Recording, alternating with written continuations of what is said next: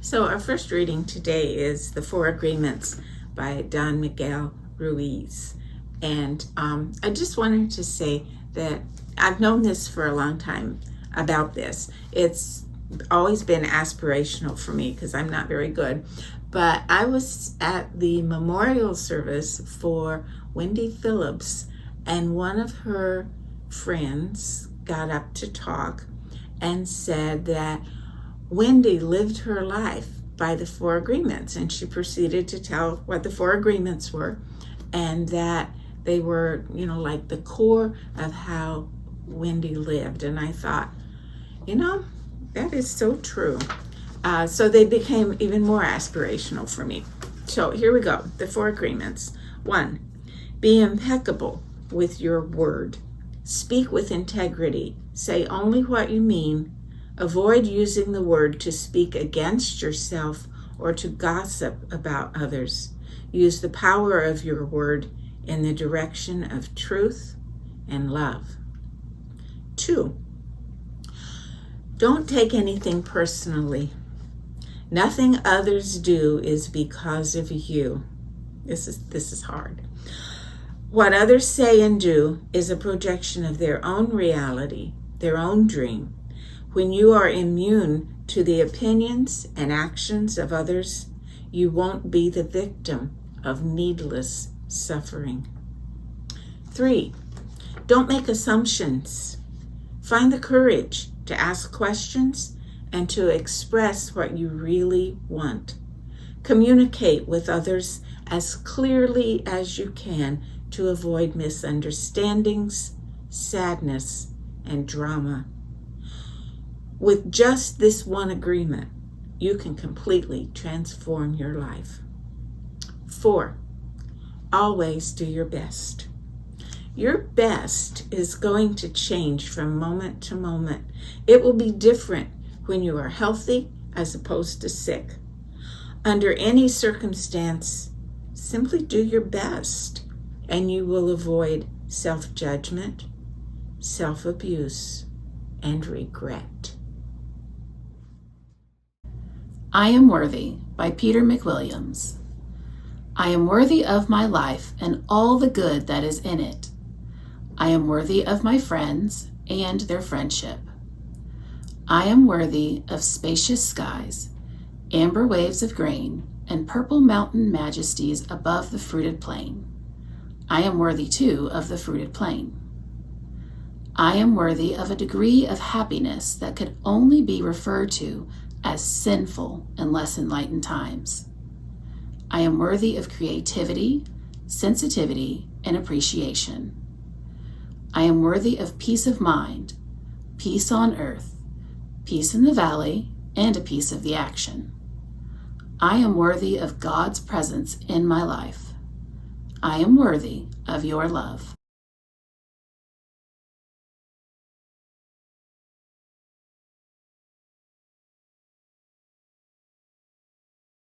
All right, my name is Kevitt, and I'm not sure why I agreed to do this. I feel a little anxious about it, but any of the people who are seeing this are people that I know, and I've known forever that this congregation is very forgiving. So we'll just see how things go.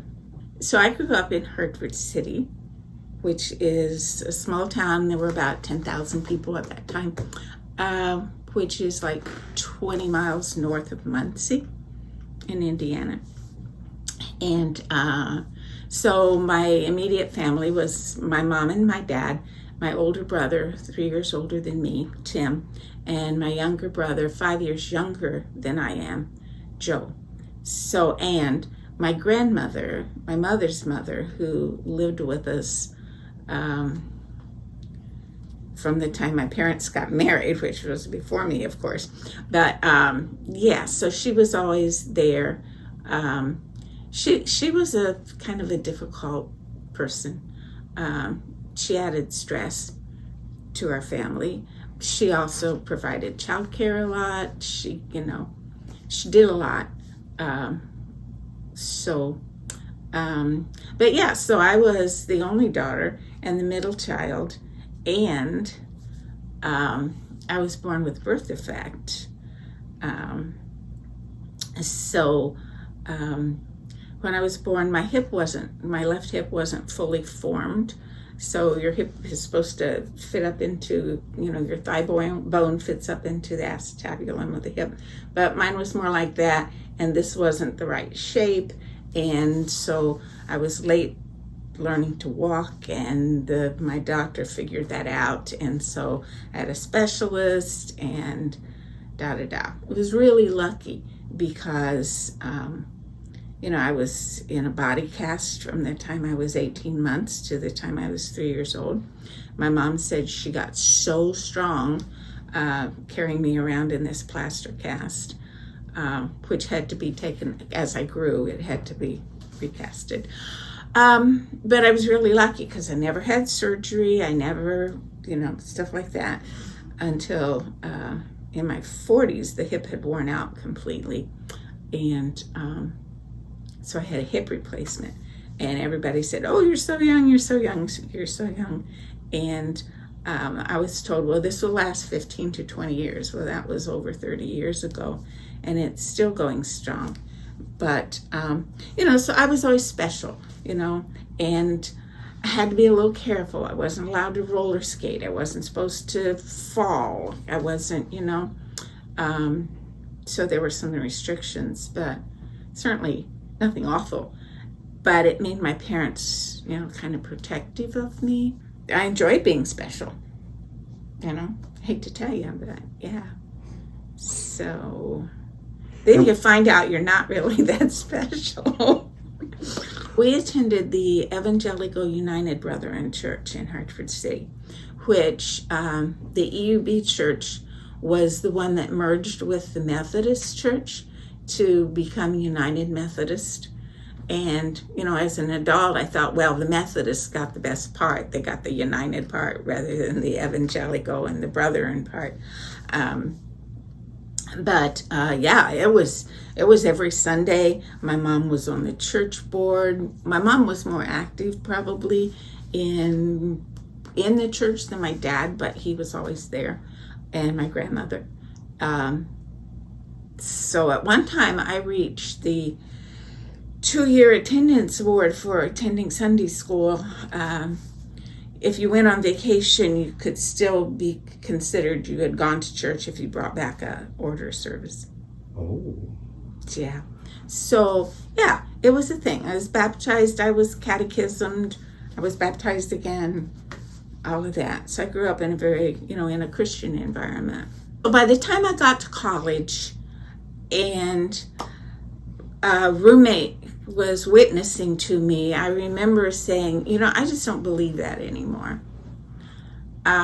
So at the time I did, and I think what it did for me was made me grateful that I was a Christian, made me guilty that I was a Christian. I always hated Good Friday. It's like, really. But it gave me an outlet for music. I was in the choir. The organist was my piano teacher. So I took organ lessons my senior year at the church. So, I mean, how could it not have shaped my worldview? But I'm not sure that was the worldview that I wanted, I graduated from high school in 1967. My family, politically, my mother was a Republican, my father was a Democrat. And so they always they always voted, and they always canceled each other's vote. But we didn't talk a lot. We watched the news, but we didn't talk about it. And so there was so much going on that I didn't really understand. All the whole civil rights thing and the news footage of, the water cannons and the dogs and stuff like that. I was just aghast. I mean, but no, we didn't talk about it. That wasn't thing, and then there was the Vietnam War, and we didn't talk a lot about that either, and I thought it was pretty horrible. And so those kind of events, I think, expanded my awareness of the world, because I had such a small life in such a small environment. It was all, we got as far as Indianapolis to see my specialist, but I didn't know about things in the rest of the world. So, yeah, probably opening up, those kinds of things. I studied, it was called speech pathology then. So now it's called speech language pathology, because it's more than just trying to work on improving speech and articulation. And so I was, what people call a speech therapist.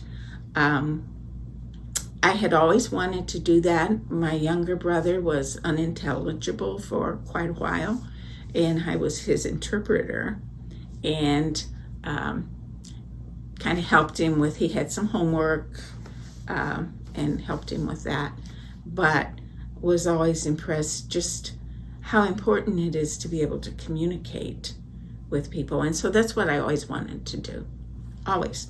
When I was a junior, I think, in high school, I got to go to Purdue for a week. The CIO to Xi sorority supports speech and hearing projects, and they had this week-long workshop for high school kids. So I got to do that, which got me in even deeper. So that's the kind of work I've always done. So I finished college in 71, 72, something like that. And where did I start working? Oh, I got a job at the hospital. And because they were just starting their speech therapy program there. So, and as a first job, I worked there for 6 years, but it was perfect. And being young and inexperienced, I had no idea how wonderful it was to work in an environment with a team where everybody was competent, everybody was kind, we were good friends. I had no idea that jobs weren't like that. And many jobs are not. Yeah, it was great. When I worked at the hospital, I worked with older people who had had strokes. And most of it was kids, preschoolers, because the public school wasn't responsible for 3-year-olds yet. So it was, up to age 5 or when kids are going to school. So that population, and then adults who had had strokes was mostly what we worked with, what we saw.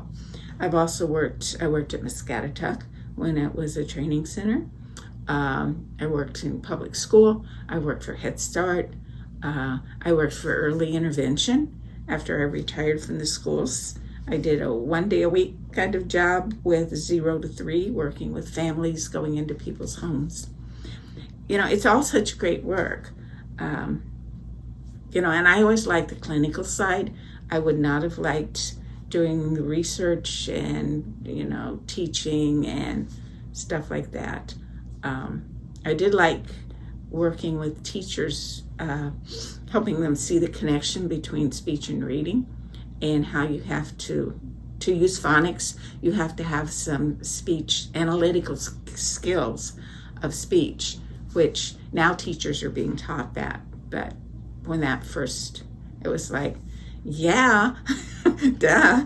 Of course they need something before you start throwing letters at them. At this time in the 70s, were you attending a religious community? I didn't attend. Yeah, I wasn't involved in anything.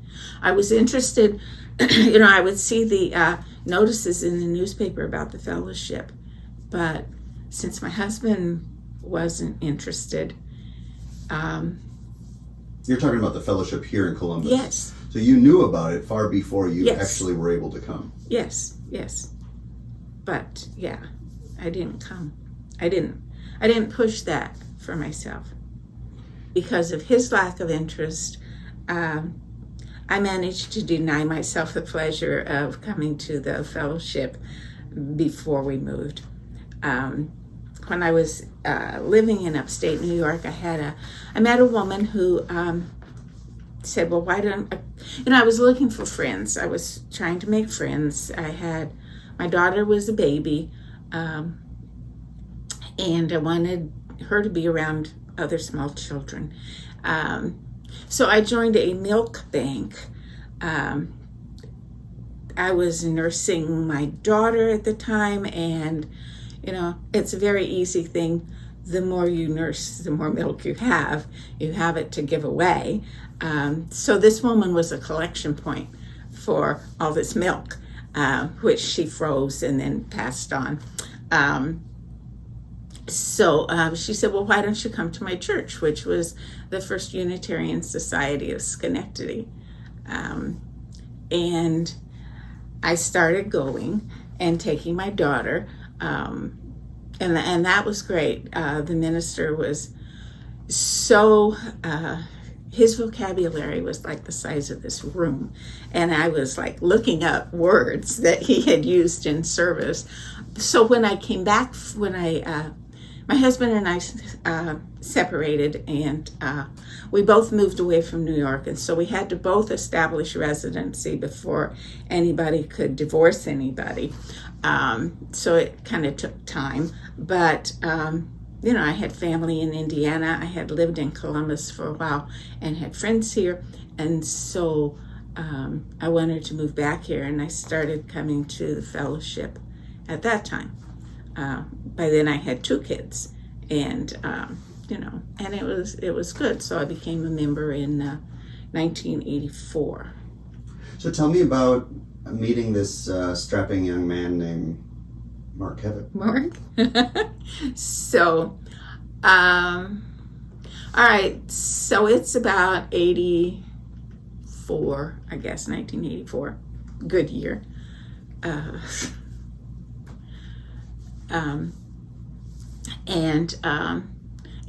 I had just bought a house. I had a job. I worked for DSI at that time. And I had these 2 little kids, and I had my support system here, and I'm a couple hours away from my parents and, that family, and things are going pretty good. And Mark is working for my brother, my older brother. And my older brother realized that Mark was not engaged with anybody, not involved with anybody, and I was not involved with anybody. And he thought we might enjoy each other's company. So he told Mark, and he asked me if it would be okay to give Mark my phone number. Okay, so, all right, we'll see. So, and after that, things happened pretty fast. We met in December of 84 and got married in September of 85. Why did it work so well? I think a lot of the reason it worked really well is because of Mark. Because he's, he loves me totally, and he accepts me just how I am. In my good moments, in my not so good moments. So that's what I would attribute it to. Plus, he's a traditionalist, and to change something, that you've done, well, that's a lot of trouble. So he started coming, and he joined, and, the kids are growing up and going to school and playing hockey, and so I went through a time of depression. Hard to believe that he could really love me, because I had been unlovable before. That's a hard thing to get over. So I had a lot of work on myself to do during that time, and finally got to the point where my therapist thought I was in remission, which I think is a really good way to look at that. And I would have periodic tune-ups, which, just checking in, And on the day that she retired, we both agreed that, I'm okay now. which worked out timing-wise for her because she was brilliant. And yeah, if I had still needed her, I would feel adrift. But she was an important part of that chapter of your life. Oh, heck yeah. I think she literally at one point saved my life. One of the things I really like about UU is I almost felt like there was an obligation to, it was, an opportunity to investigate, but I really felt like it was more than that, that here we're given this freedom. We're not told. We don't have dogma stuffed down our throats. But I always felt like it's not okay just for us to sit back and say, no, I don't know what I believe. I'm tired of people saying UUs don't believe anything, because I think everybody would, I think a lot of people would really push back against that, because UUs do. And, learning about those previous 7 principles. And I paid really a lot of attention to when the Article 2, I forget what it was called, but during that process, I went to a lot of Zoom meetings, and I was a delegate at GA, and voted on what was going on with it. So I was pretty invested in that. And sometimes I need the reminders of the text of what the values are, and I have to think about how does transformation, how does that play out? But that's just a big word for change, and being able to see where you are and see where you want to go and change. One thing that I investigated was Wicca. There were some people here interested in earth-based kinds of spirituality, and I did some reading in that. I thought it was a lot of concepts that resonated with me. We did rituals here, and I enjoyed that. I did some reading, and I have a good friend who is Buddhist, and so I started coming to some of the Buddhist meetings that were here. I was involved in the Dances of Universal Peace, which pulls in concepts from a variety. Talk about pluralism. I mean, and it also let me sing. So that was really fun, and more than fun. I would go to retreats, weekend meetings where dancers from a larger geographic area would come meet in Fort Wayne, stuff like that. And such a connection to people in doing that. One of the things about dances is you are encouraged to gaze into people's eyes to the point of everybody is reduced to tears with some of the songs, and just that feeling of involvement, that you are involved in something much bigger than you are, and that you are okay and it's safe. So those kinds of things. So Wicca, Buddhism, the dances, that's, I think, about all as far as other kinds of faith paths that I looked at. When Richard Ruah was our minister, he used to say, take the best, leave the rest. So that's kind of what I felt like I did. In one of my reflections, I remember saying that what I am now is Unitarian Universalist. I'm happy to be so. But if I sit down to meditate, I, in my mind, cast a pagan circle around me. I pull in the 4 directions. I mean, it's like so all-encompassing. I use the loving kindness meditation from Buddhism as part of that I'm not real good at sitting still and being still, but I'm pretty good at focusing and going through a series of affirmations, a series of reminders that I developed while I was working at being not depressed. One of the readings is part of that work. I think the thing that people who come here can learn from that is commonalities.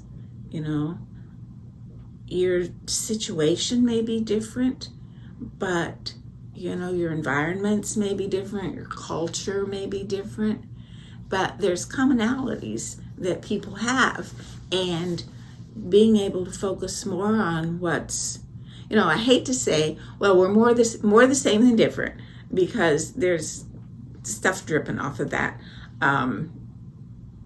But getting to know somebody who is different from you in some way is like mind exploding. And you go, well, yeah. I'm glad we're doing the work with the Interfaith Campus. I think of it as a long-term project. I think interfaith relationships can help us expand our understanding of the world. I think that especially as people of faith, and I know Unitarian Universalists don't always feel comfortable with the idea of being people of faith, but we are. This is a faith.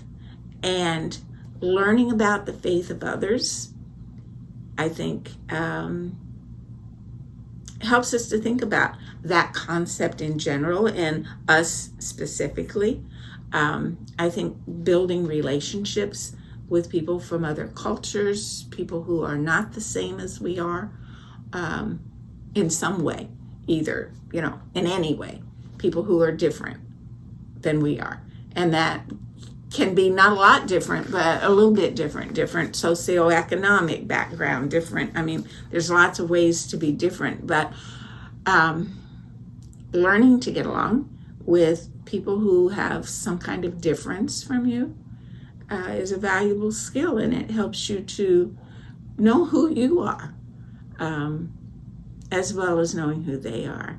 So I'm glad we're doing the Interfaith Campus work. I wish sometimes that relationships for more of us could be developed faster, but I understand that it's good to give this project time, and it's good to be committed to it. I think it's good. So I'm old. I looked up life expectancy for my demographic. Yeah, average life expectancy in the United States. And so 5.1 years is what the statistics said, which, yeah, I hope to last longer than that.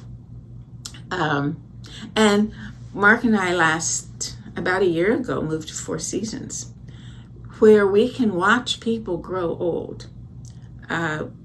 We know what's coming. And that's okay. We didn't move there so that we could watch people grow older, but you know, it keeps you honest. And we're glad we moved. But so as far as where I am, I think commitment to this congregation is probably the thing. I'm kind of pulling back I'm kind of firming up some of my boundaries about how I want to spend my time and how I don't, and what I'm willing to do and what I can't, because I can't do what I used to do, some of the things. But this is a very difficult time politically. It's a difficult time to watch what's going on in the world. I'm grateful for all the privilege that I have, and I try to remember that it's through no fault of my own that I have it. I have it. Um, and a lot of people don't, and they're the ones that get hurt first and most. And I can't fix that. I can do what I can, but I can't fix it. So trying to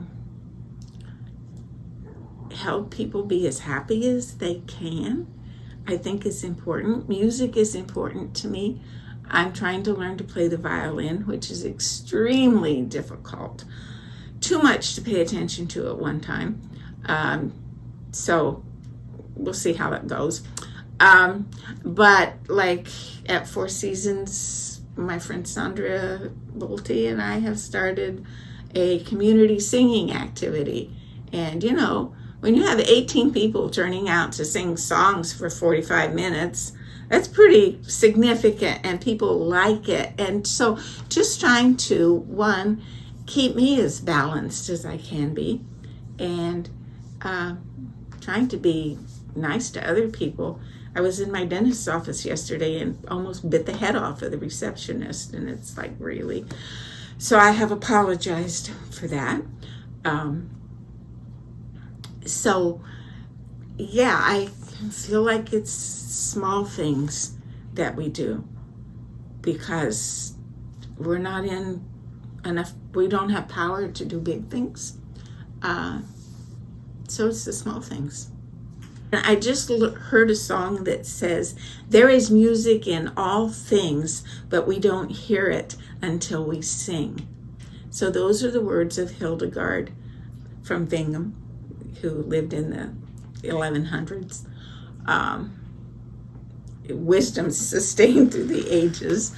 That, yeah, if I had more energy and if I were 20 years younger, there's a national organization called Justice Choir, and is a performing, encourages in different places people to come together to create a performing group to sing songs of justice. Sandra and I are trying to learn some songs, and you know, we sang at the second rally that was here, and encouraged people to sing. So it's kind of like two different things, but they come together so nicely. Encouraging people to sing songs of justice is great. There's an organization in Indianapolis called Song Squad, and also Justice Choir, I think, led by Pam Blevins-Hinkle, who has been here, who is amazing. And if I lived in Indianapolis, I would be doing that, but I don't want to be driving to Indianapolis all the time anymore. I always feel like when I watch, you know, a program like the Oscars or something like that, and people start naming everybody, you know, they're going to leave somebody out. And if I try to thank everybody individually who's had an impact on me, I'm going to leave somebody out. My memory's not that good anymore. It's a function of growing older. The congregation is so accepting, so forgiving. If I sit down, I have sat down and played stuff at the piano that was horrible. And, you know, I remember at some point, just service is over, I'm out the door, I can't stand to even look at anybody because I felt like I did such a bad job. But, you know, I'm always welcome back. Nobody makes a big deal about it. It's like, I've always felt like it's very forgiving. This is a safe place to be yourself, and to, if you make mistakes, so what? You know, you are not a mistake, right? So yeah, I am disinclined to try to start naming people. I would say, you know who you are, but maybe they don't know who they are. I don't know. Somebody sent me a thing one time that said, thank the people, you know, the people who have supported you. Thank them. And I still haven't, and I haven't thanked a lot of the people who have supported me at difficult times. And it's something I need to do before I die, so I better hurry up. right? I think some of the things that happen here are really important. And I know that people can't always take advantage of offerings because of whatever reasons there are. And there are reasons, you know.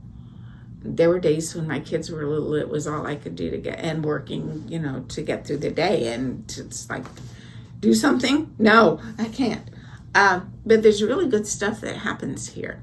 The Deaf Cafe conversations that were held in the spring were just amazing. One of the things that got talked about is making a timeline of your life, which I certainly wish I had done before I sat down to do this recording, because it might have, you know, jogged some more things into mind.